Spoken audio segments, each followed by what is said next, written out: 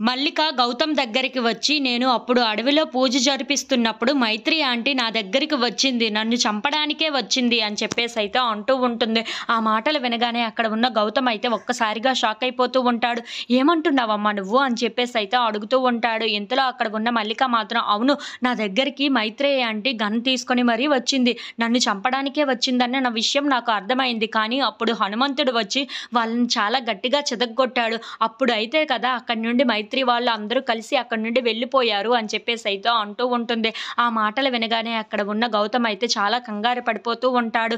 ఇంతలో అక్కడ ఉన్న మల్లిక మాత్రం, "నన్ను ఎందుకు చంపాలనుకుంటుందో ఏంటో నాకు ఆ విషయం అర్థం కావటం లేదు" అని చెప్పేసైతే అంటూ ఉంటుంది. ఆ మాటలు వినగానే అక్కడ ఉన్న గౌతమ్ అయితే కేశవ దగ్గరికి పరిగెట్టుకుంటూ చాలా కోపంగా వెళ్ళి, "నా కూతురిని నాకు ఇచ్చేయండి. నా కూతురిని మా ఊరు నేను తీసుకొని వెళ్ళిపోతాను" అని చెప్పేసైతే అంటూ ఉంటాడు. ఆ మాటలు వినగానే అక్కడ ఉన్న కేశవ అయితే ఒక్కసారిగా షాక్ అయిపోయి, "ఏంటి గౌతమ్ మళ్ళీ ఇలా మాట్లాడుతున్నాడు" అని చెప్పేసైతే అనుకుంటూ ఉంటాడు. ఇంతలో రమ్య మాత్రం చాటుగా, "ఏంటి గౌతమ్ మల్లికని తీసుకొని వెళ్ళిపోతాను అంటున్నాడేంటి? మల్లికకు గౌతమ్‌కి ఉన్న సంబంధం ఏంటి?" అని చెప్పేసైతే అనుకుంటూ అలా ఆలోచిస్తూ ఉంటుంది.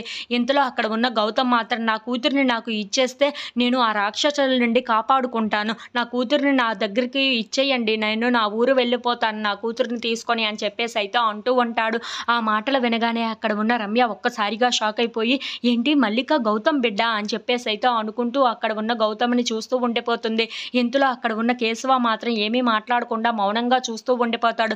గౌతమ్ మాత్రం, "అవును, నా కూతురిని నేను కాపాడుకోవాలి అంటే నా దగ్గరే క్షేమంగా ఉంటే చాలా బావుంటుంది. అందుకే నా కూతురిని నేను తీసుకొని వెళ్ళిపోతాను.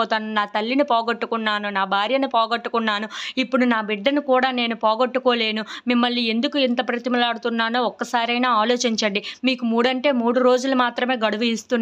ఆ 3 రోజుల్లో నా బిడ్డను నాకు అప్పజెప్పండి. అలా నా కూతురిని నాకు అప్పజెప్తే మేము ఇక్కడి నుండి క్షేమంగా వెళ్ళిపోతాం" అని చెప్పేసైతే కేశవాన్ని బ్రతిమలాడుతూ ఉంటాడు. If you like this video please